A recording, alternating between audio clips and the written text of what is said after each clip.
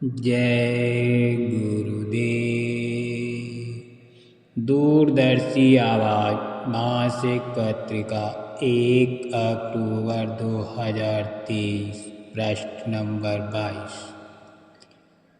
ब्राह्मणों क्षत्रियों ने अपना अपना काम छोड़ दिया, इस चटोरी राजनीति के पीछे पड़ गए, उस विकराल कुएं में कूद पड़े, अपनी खानदानियत खत्म कर दी।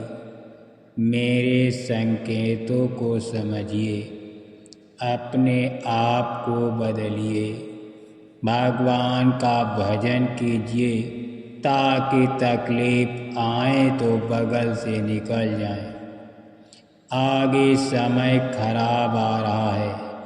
अगर आप ये समझो कि आगे आपको आराम मिलेगा तो उसके कोई भी लक्षण अभी दिखाई नहीं दे रहे हैं। जब पापों का घड़ा फूटेगा और दुर्गंध फैलेगी तब समझ में आएगा कि ये सब हमारे ही कर्मों का परिणाम है। ऐ नार नारियों, इन लोगों से मोह भंग करके परमात्मा से प्रार्थना करो कि हमको अच्छे आदमी दो। वो मालिक अंतर्यामी है, सर्वशक्तिमान है। वो आपको अच्छे आदमियों के पास पहुंचा देगा, पर तुम इन हिंसक नेताओं से मोह भंग कर लो। देश में इतना भारी परिवर्तन होगा कि विश्व चकाचौंध हो जाएगा। बदले हुए युग का नज़ारा क्या होगा? बदले हुए युग में चरित्रवान होंगे, सदाचारी होंगे, धर्मपरायण होंगे, सत्यनिष्ठ होंगे, सेवक होंगे, शाकाहारी होंगे, मदपान रहित होंगे। बदले हुए युग में जो MP MLA होंगे उनका नाम बदल जाएगा। वो जनता से जो वादा करेंगे उसे पूरा करेंगे, और अगर पूरा करने में असक्षम होंगे तो वो अपना पद छोड़ देंगे। इसको वो लिखित रूप में जनता के सामने रखेंगे और न्यायालय में जमा करेंगे। पहले के संत पुरुष जो लिखकर छोड़ गए हैं वो प्रमाण है। शाह इनायत साहब ने लिखा है, सारी परेशानियों की जड़ ये होगी कि लोग परमात्मा को भूल गए। ये भी कहा कि टकराव होगा, मजहब वाले लड़ेंगे, राजा प्रजा लड़ेगी, देश विदेश लड़ेगा। अंत में जितने भी मजहब हैं वो सब खत्म हो जाएंगे, एक नई रोशनी आएगी। सब ने अपना रहन सहन खराब कर दिया, विदेशियों की नकल करके अपना खान पान बिगाड़ लिया, बोल भाषा बिगाड़ लिया। मुसलमान हज करने जाते हैं, हाजी बन जाते हैं। हाजी बनकर उन्हें भी शाकाहारी होना चाहिए। अगर हज से लौटकर शराब मांस का सेवन किया तो हाजी किस बात का, जबकि उनकी किताब में लिखा है कि शराब का एक कतरा जिस्म के किसी भाग पर गिर जाए तो उसे जला दो। हमारे स्वामी जी महाराज दादा गुरु कहा करते थे कि किसी को डांटो टपटो तो होशियारे से, ताकि उसकी समझ में आ जाए। वो कहा करते थे कि आगे सत्संग बहुत बढ़ेगा, तुम अपने लक्ष्य पर रहना, एक बार समझा देना। अगर कोई फिर भी ना समझे और पीछे गिर जाए तो उसको उठाने में मत लगना। उसको चोट लगेगी तो वो खुद उठकर भागेगा।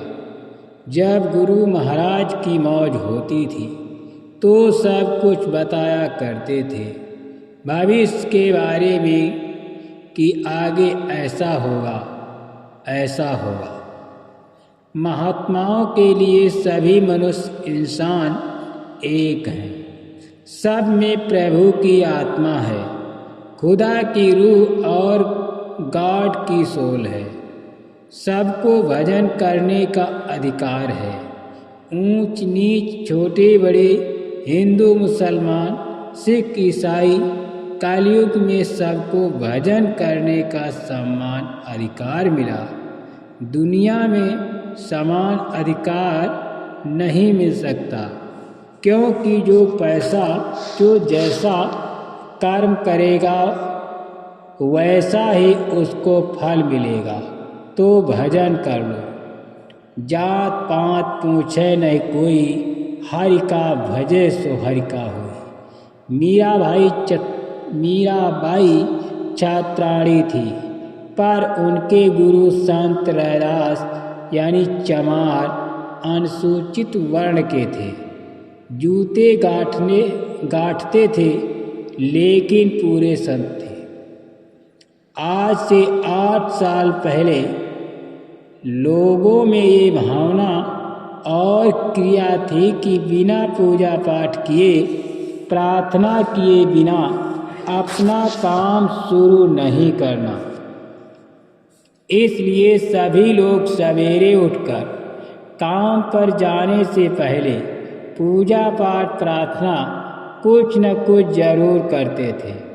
पहले रोज का ये अपना नियम करते थे। कोई भी नाम ले, कोई पुस्तक पढ़े, किसी को पानी चढ़ाए, पर कुछ न कुछ करते जरूर थे। मतलब ये कि काम करने से पहले उस भगवान को सब याद करते थे और अपना काम शुरू करते थे। खेती हो, दुकान हो, दफ्तर हो, और शाम को घर आए तो दिन की परेशानियां वहीं छोड़ी, फिर पूजा आरती की। तब बड़ा अच्छा समय था, लोगों के अच्छे विचार थे। अब सब कुछ बदल गया।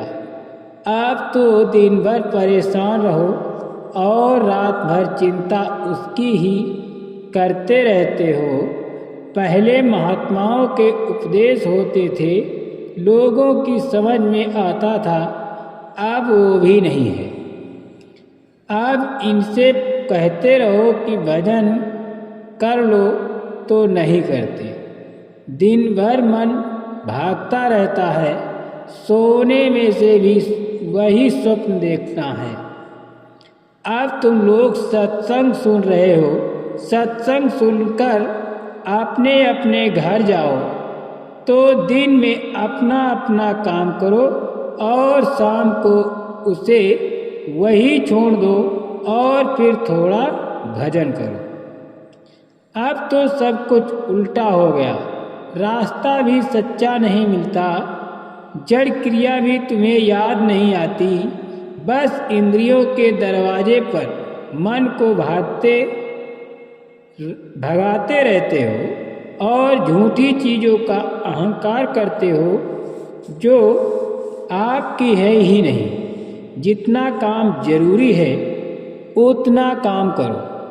तुम समझते हो कि सारी दुनिया का बोझ तुम्हारे सिर पर है, पर ये सब झूठ का पसारा है। सच ये है कि दरवाजे पर बैठकर मन को रोककर भजन करना है, ये सच्चा काम है। सत्संग में समय देते रहोगे तो सब कुछ समझ में आ जाएगा, सब कुछ पा जाओगे। राजा जात को बात करेगा तो कभी न्याय नहीं कर सकता, और साधु जात की बात करेगा तो जीव का कल्याण नहीं कर सकता। कोई हिंदू राजा है तो इसका मतलब ये नहीं वो मुसलमानों को मरवा दे, ईसाई को मरवा दे, और अगर मुसलमान राजा है तो हिंदुओं को या अन्य संप्रदाय के लोगों को मरवा दे। राजा तो सबको न्याय सुरक्षा देगा, सबका पालन करेगा। ये विचार तभी पैदा होंगे जब सब लोग धर्म का पालन करेंगे। धर्म का मतलब मानव धर्म, इंसानी मजहब। आप किसी को भी संत कह दो, ये अज्ञान की बात है। ज्ञान की बात तो ये है कि संत आदि से अंत तक और अंत से आदि तक का सारा भेद जानते हैं। जो अंतर लोगों में सफ़र करता है वही संत है।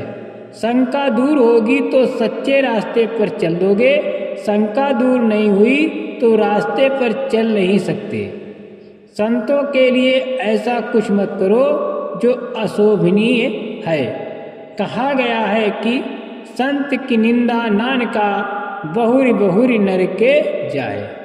जीवों को जगाने के लिए सत्य बात कहनी है। रामायण आप समझ जाओ तो महात्माओं के पास पहुँच जाओ।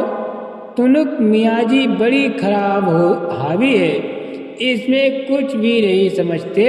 हम समझते हैं कि बस हम हैं। आत्माओं का सच्चा साथी सतगुरु है। वो सतदेश ले जाने के लिए सतत मेहनत करते हैं। महात्माओं की मेहनत कभी बेकार नहीं जाती, उनके प्रेमियों की मेहनत भी व्यर्थ नहीं जाएगी। जय